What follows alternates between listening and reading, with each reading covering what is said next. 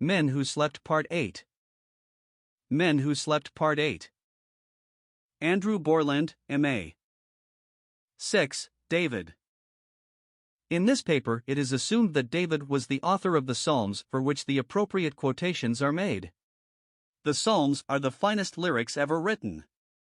They have a universal appeal because they can serve in fitting language feelings which have surged through the being of the writers.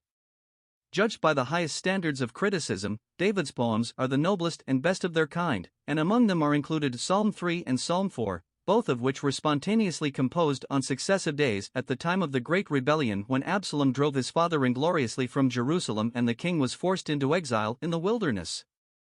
Psalm 3 was written on the morning after an unexpected undisturbed sleep. I laid me down and slept, I awaked, for the Lord sustained me. v. 5. Psalm 4, composed at the close of the next day which had been spent on the march, shows how David had gained confidence in God from his experience on the previous night. I will both lay me down and sleep, for thou, Lord, only makest me dwell in safety. v. 8. One interesting feature of the Psalms is the frequent reference to night experiences. Take a few of them. The very first is in the opening psalm. The blessed man is one whose delight is in the law of the Lord, and in his law doth he meditate day and night. v. 2. Thou hast proved mine heart, thou hast visited me in the night is a quotation from Psalm 17 verse 3. One of the most appealing of such references is found in Psalm 63, because thy loving kindness is better than life, my lips shall praise thee. Thus will I bless thee while I live, I will lift up my hands in thy name. My soul shall be satisfied as with marrow and fatness, and my mouth shall praise thee with joyful lips, when I remember thee upon my bed, and meditate on thee in the night watches. Verses 3-6. Those who have had prolonged illness and have suffered the distress of sleeplessness can testify to the truth of the psalmist's word. The Lord will strengthen him upon the bed of languishing, thou wilt make all his bed in his sickness. 41:3.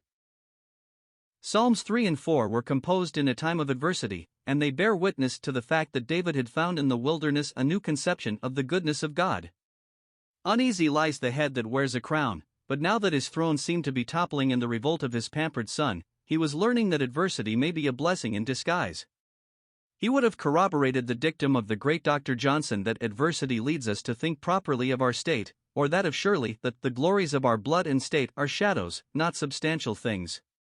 He would have concurred with the Shakespearean pronouncement that sweet are the uses of adversity, for his trying circumstances had taught him as trying circumstances should teach those who profess to know God, reliance upon divine help and intervention. Psalm 3 is a record of David's feelings in what were most unpropitious circumstances, as the heading indicates. It was written when David fled from Absalom his son, as he and his little band of loyalists had left the city. The curses of Shimei broke upon his ears, convincing him that there was no safety within the walls of Jerusalem. Now in flight, the king and his fear-haunted army had reached their first camping place. As night drew on, hasty preparations had to be made for the bivouac. Protection for the women and children had to be secured. Kindly monarch as he was, an experienced soldier, he saw to the placing of the guards, superintended the sleeping conditions of his followers, and then perhaps last of all, tired and apprehensive, David laid himself down with his shield for protection. When he woke in the morning, maybe before the camp was astir, his first thoughts were of the goodness of God. The revolt was a serious matter. Many, he wrote, were in the uprising against him. Perhaps he was thinking of Shimei when he complained that many were sneeringly saying of him, there is no help for him in God. v. 2. The remainder of the psalm is David's attestation of the fact that God had been his helper and keeper while he had slept. Perhaps, as he had tried to sleep, and the past of his life, like a panorama, swept before him, he was disturbed in mind. His former misdemeanors, like a nightmare, might have risen before him, torturing his conscience and making him wonder if God's forgiveness was genuine and was still true. Then sleep came, and it was daybreak when he woke. What a different world it was. He could have sided with Robert Browning when he wrote, "God's in his heaven, all's right with the world." He knew that God was in command, and in the end good would triumph. That is the message from verse 3.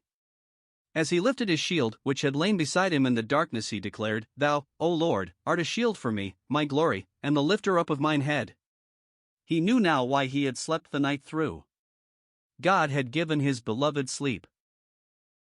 As he turned his gaze towards Jerusalem, and thought that there Jehovah had placed his name on the mountain of holiness, he recalled his prayer of the night before and exclaimed, I cried unto the Lord with my voice, and he heard me out of his holy hill, via 4. Anxiety, which can be a grand disturber, vanished. Fears were allayed. Confidence in God had been restored. Peace came, so that he could write with joy of heart, I laid me down and slept, I awakened, for the Lord sustained me, via 5. The outlook changed, and whereas on the previous day haste and flight had been his portion, now with confidence derived from the knowledge that God had heard him, he could face the new day, saying, I will not be afraid of 10,000s of people that have set themselves against me round about, via 6. What a difference a good night's sleep makes, especially if it is recognized as a definite gift from God in circumstances that otherwise would have been disturbing. Psalm 4 was written at the close of the next day. David had felt while he was on the march through the winding defile down towards the Jordan Valley that if Absalom had overtaken him he would have been hemmed in. At the close of the day he was still safe, and confessed that the Lord had set apart him that is godly for himself, v. 3. Perhaps in verse 4 he was addressing the sons of men who love vanity, and rehearsing his experience of the previous evening before he had gone to sleep. Stand in awe, and sin not, commune with your own heart upon your bed, and be still, offer sacrifices of righteousness, and put your trust in the Lord, verses 4 to 5. He seemed to be remembering the experiences of the previous day before he was wrapped in the slumber which refreshed and invigorated him. Now he contrasts the joy which he had in the recognized protection of his God with the natural joy which men have when their harvests of grain and wine are bumper ones, via 7. His gladness did not rest in the abundance of material goods, but in the spiritual joy of fellowship with the God who could lift upon his unfortunate servant the light of his countenance and give him peace. Another day in the flight from Jerusalem was over. The sun was beginning to cast its slanting rays across his camp, settling down for the night. Absalom's forces had not caught up with them, and David, skilled general as he was, had chosen a place of safety for his camp. Having placed his sentinels, and assured that all was well, the king, who had slept so well the previous evening, mused upon that fact and, recalling the goodness of God, murmured to himself in quiet confidence, I will both lie down in peace and sleep, for thou, Lord, only makest me dwell in safety. And David slept on the pillow of contentment made of infinite wisdom, infinite love and infinite power. One outstanding lesson those two psalms teach. The recollection of a previous goodness of God should induce in us confidence that He will not fail in the future.